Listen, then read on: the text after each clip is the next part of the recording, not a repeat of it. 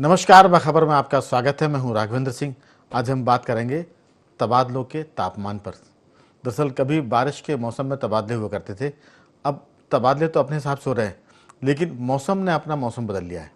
दरअसल जब बारिश होती थी तब तापमान 45 डिग्री को पार कर रहा है, 50 को छू रहा है। इसलिए हमने शीर्षक बदला है। हम पहले कहा करते थे कि बदलियों के मौसम में बदलियों की बरसात। कभी अंग्रेज़ों के ज़माने में तबादले को लोग कहते थे कि बदली हो गई, भोपाल से बदलियों के इंदौर जा रहे हैं। तब हम कहते थे कि बारिश यानी बदलियों का मौसम, और उसमें फिर बदलियाँ, तबादले। तो आज हम बात कर रहे हैं तबादलों का तापमान, क्योंकि वैसे ही तापमान बहुत बढ़ रहा है और उसमें तबादलों का तापमान इसलिए भी बढ़ जाए क्योंकि जो ज़रूरतमंद है वो तबादला कराने के लिए कितनी चिरौरी करते हैं, कितनी खुशामद करते हैं, कितनी सिफारिश करते हैं और कितने पैसे खर्च करते हैं। उसके चलते उनका खुद का ब्लड प्रेशर बढ़ता है, घर में तनाव बढ़ता है, और जब अधिकारी उनका काम नहीं करते तो फिर दफ्तर में भी तापमान बढ़ता है, क्योंकि दफ्तर के भीतर भी तनाव होता है। आज इसी पर बात करेंगे। 1 जून से 15 जून तक मध्य प्रदेश की सरकार ने तबादलों के मौसम यानी ट्रांसफ़र की बारिश होने की घोषणा की है। पता नहीं बारिश कितनी होती है, आसमान से तो आग बरस रही है, और मन माफिक अगर तबादले हो गए तो फिर कर्मचारियों के लिए ठंडक की बारिश होगी, और मन माफिक तबादले नहीं हुए तो हम कहेंगे कि तबादलों के तापमान ने 50 की डिग्री का भी पारा पार कर लिया है। तो इसी पर विस्तार से बात चर्चा में हमारे साथ मौजूद स्टूडियो में हमारे 3 विशेष मेहमान, मध्य प्रदेश के वरिष्ठ पत्रकारों में शामिल योगीराज योगेश जी, हमारे वरिष्ठ पत्रकार साथी देवदत्त दुबे जी, और मध्य प्रदेश कर्मचारी अधिकारी संयुक्त मोर्चा के प्रदेश उपाध्यक्ष रमेश राठौर जी हमारे साथ हैं। आप सभी का बहुत बहुत स्वागत है। इस तबादला नीति में सबसे खास बात है कि जो प्रथम श्रेणी अधिकारी है वो इस तबादला नीति से प्रभावित कम होते हैं। आईएएस आईपीएस अधिकारियों के तबादले तो पूरे साल होते हैं ज़रूरत के मुताबिक, लेकिन जो द्वितीय श्रेणी कर्मचारी है या जो जिसे कहेंगे तृतीय श्रेणी कर्मचारी और चतुर्थ, उनके लिए ये 15 दिन मिले हैं, जो बढ़कर उम्मीद है कि शायद 30 जून तक तबादले की तिथि और बढ़ा दी जाए, यानी 15 दिन और बढ़ सकते हैं। और उसके बाद जो नंबर 2 में काम होता है, तबादले की तिथि तो खत्म हो जाती है, फिर बैक डेट में तबादले आदेश जारी होते हैं। तो ये सब सुविधाएं भी हैं, घपले भी हैं, और फिर एक तरह से तबादला उद्योग की पहचान भी है। ऐसा अनुमान है कि इस बार तबादले के उद्योग में लगभग 500-700 करोड़ का ये उद्योग हुआ।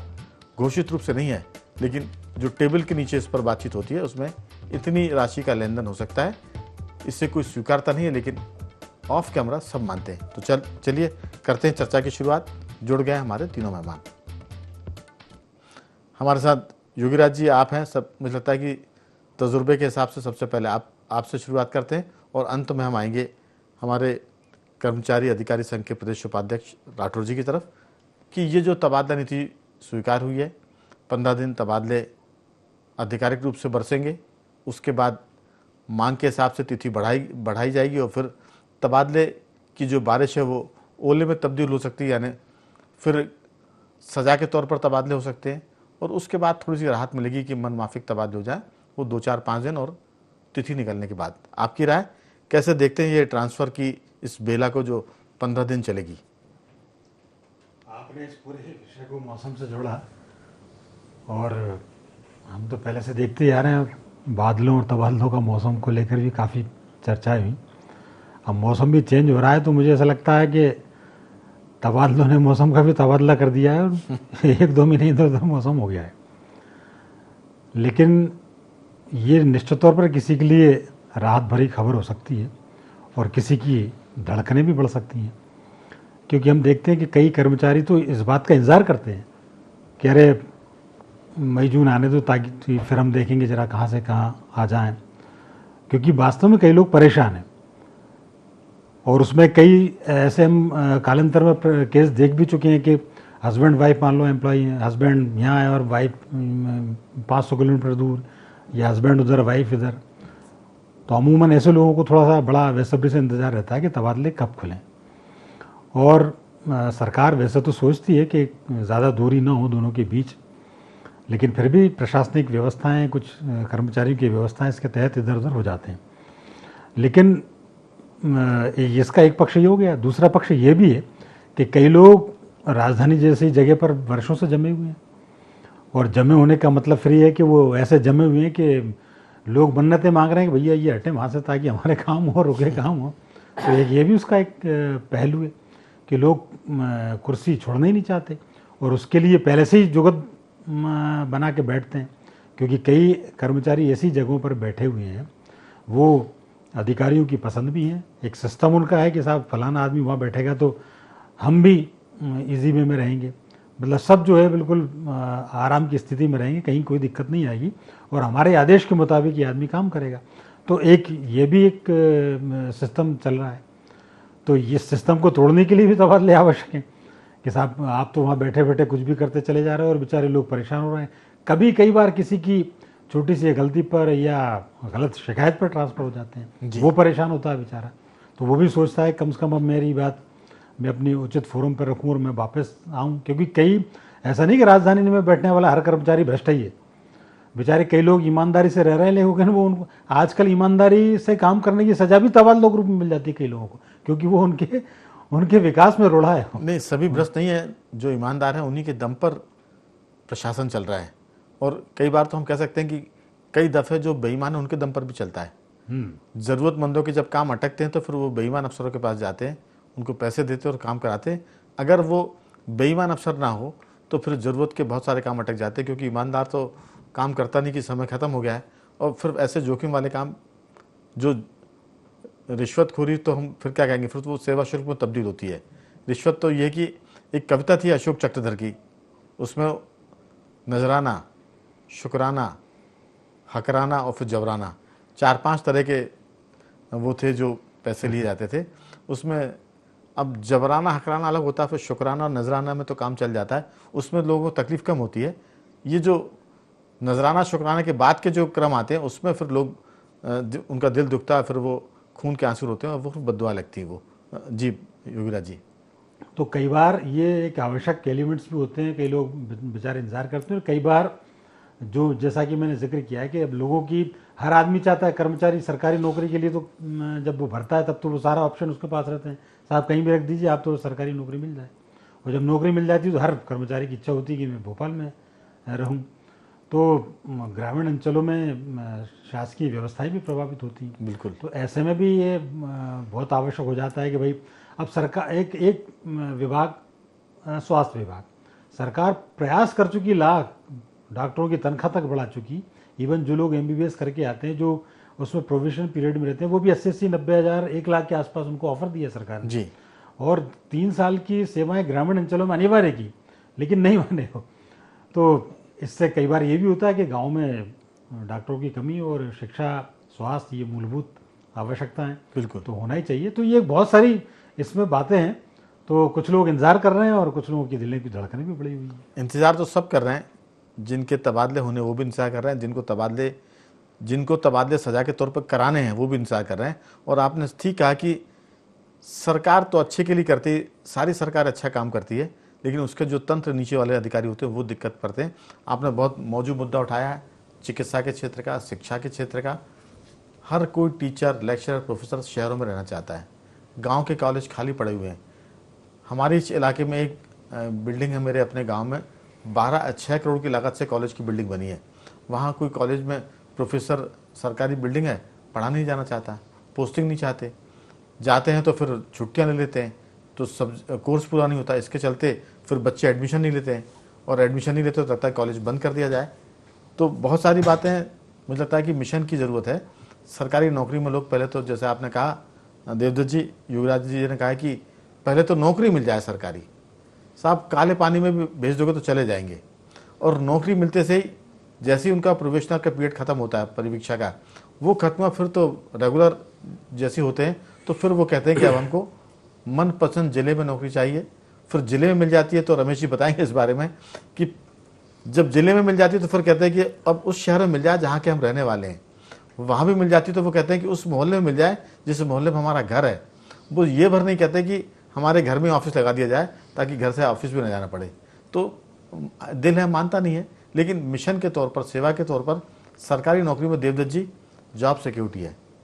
आपको नौकरी से कोई निकाल नहीं सकता। प्राइवेट सेक्टर में सुबह नौकरी है, शाम को ख़त्म हो सकती है, फिर उसमें सुविधाएं नहीं मिलती आपको, बोनस है, एरियर्स हैं, डीए है, अलाउंस है, फिर छुट्टियां हैं, ईएल मिलेगी, सीएल मिलेगी, फिर आपको गर्भवती अगर पत्नी है तो उसका अवकाश, बच्चा हुआ तो उसका अवकाश।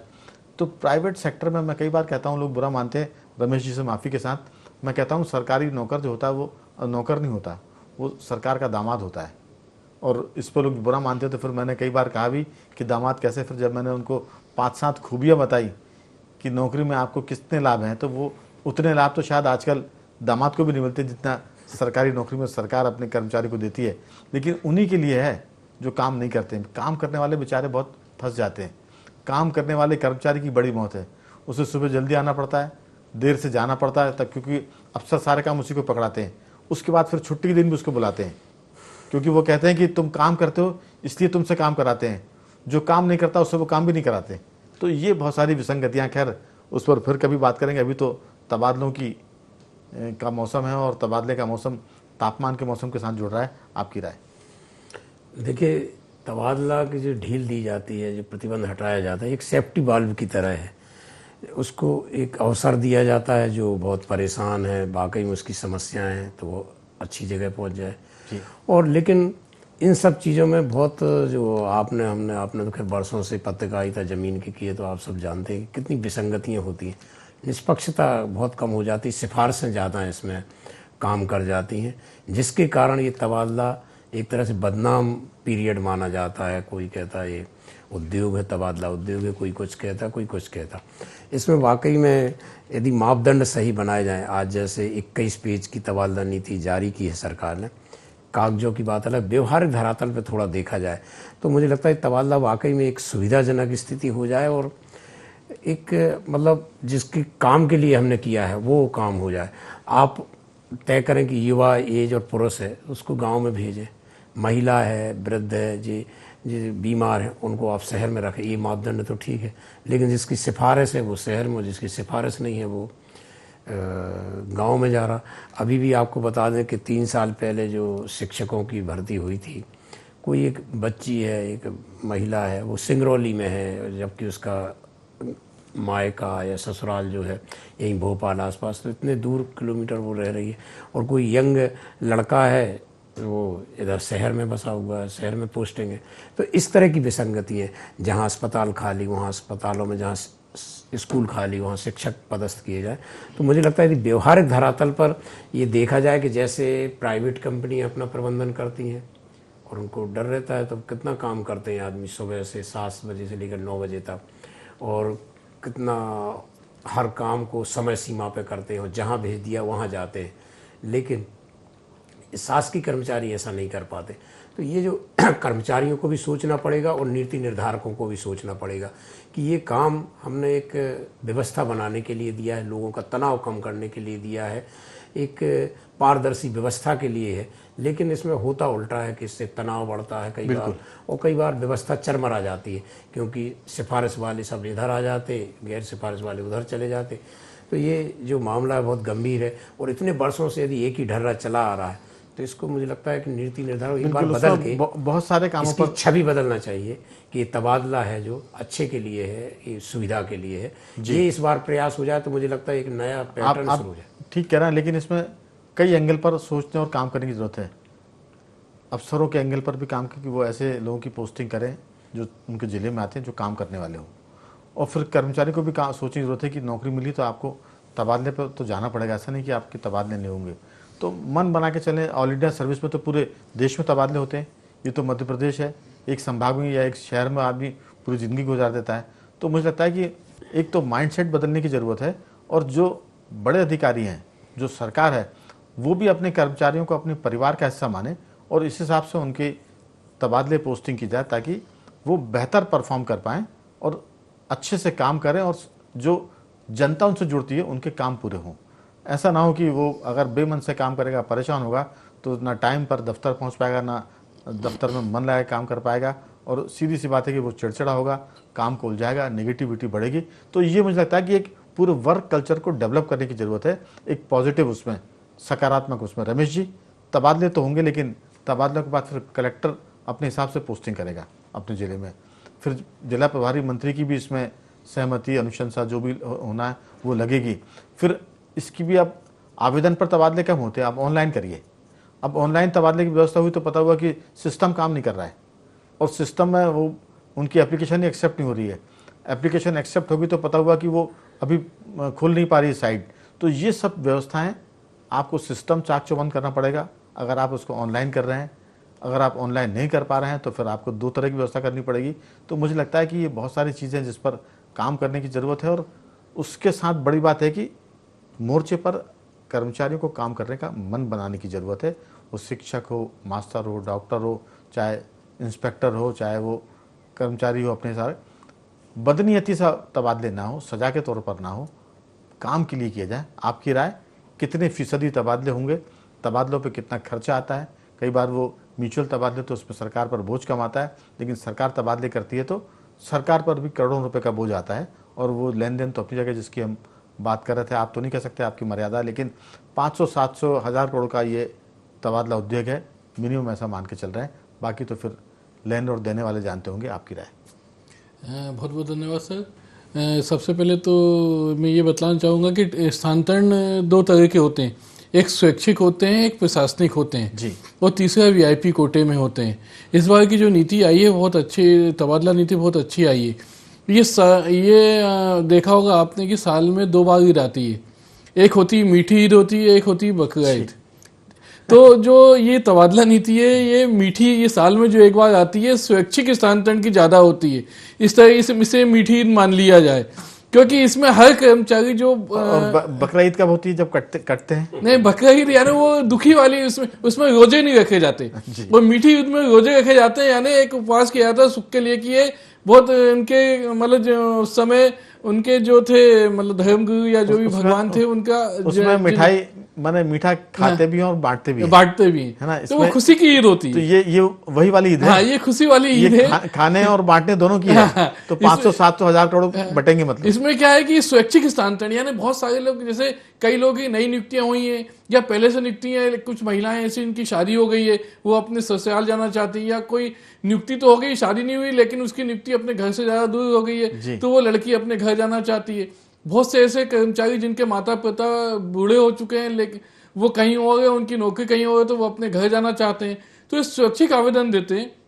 स्वैच्छिक आवेदनों पे विचार किया जाता है कि हमें जहां पद खाली हो वहां भेजा जाता है। उसके बाद इस बार ये जो स्थानांतरण है 5%, 10%, 15%, 20% ऐसे रेशो बनाया गया।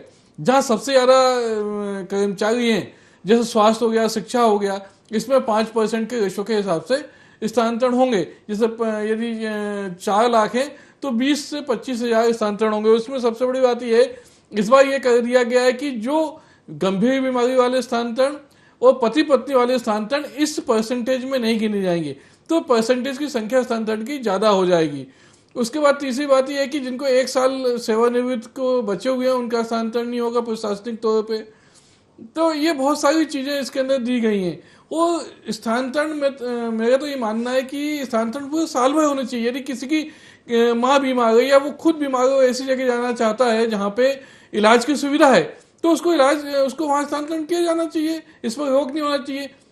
जब वीआईपी कैटेगरी के ट्रांसफर पूरे साल भर होते हैं, वीआईपी कैटेगरी मतलब A+ के ट्रांसफर जिसकी पहुंच हाई लेवल तक है, वो जाके अपने वीआईपी नोटशीट लिखा लाता है, उसके ट्रांसफर हो जाते हैं। तो एक आम व्यक्ति जिसकी पहुंच नहीं है, पकड़ नहीं है, उसके भी ट्रांसफर की इच्छा होती है, उसको जाना है, तो उसके भी ट्रांसफर हमेशा होने चाहिए। और ये जो 15 दिन की तिथि है, ये कम से कम 3 महीने की होनी चाहिए, क्योंकि अभी ये 15 दिन के अंदर जो है, अभी तो विभागों को यही नहीं मालूम कि उनके जिलों में कितने पद खाली हैं, तहसील में कितने पद खाली हैं। अभी तो ये लेटर भेजेंगे विभाग।